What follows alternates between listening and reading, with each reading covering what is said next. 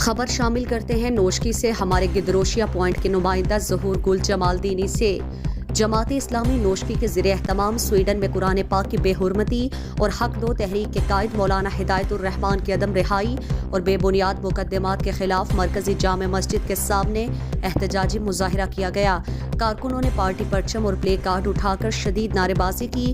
احتجاجی مظاہرے سے جماعت اسلامی کے ضلعی امیر مفتی منور حسن، ضلعی رہنما حافظ مطیع الرحمان مینگل، سید نور الحق آغا اور شبیر احمد نے خطاب کرتے ہوئے کہا کہ سویڈن لینڈ میں قرآن پاک کی بے حرمتی قابل مذمت اقدام ہے۔ مغربی دنیا کی جانب سے اس معاملے پر خاموشی باعث حیرت ہے۔ اقوام متحدہ اس اقدام کی فوری نوٹس لے لیں۔ مظاہرین کا کہنا تھا کہ قرآن پاک کو اللہ تعالیٰ نے وہ لوح محفوظ میں محفوظ کیا ہے اور قیامت تک اس کی حفاظت کا اللہ پاک نے ذمہ داری اٹھائی ہے۔ انہوں نے کہا کہ سویڈن حکومت اس واقعے میں ملوث افراد کو گرفتار کریں۔ مسلم برادری میں اس واقعے کے بعد سخت رد عمل پایا جاتا ہے۔ انہوں نے کہا کہ حق دو تحریک کے رہنما مولانا ہدایت الرحمان اور ان کے ساتھیوں کی گرفتاری قابل مذمت ہے۔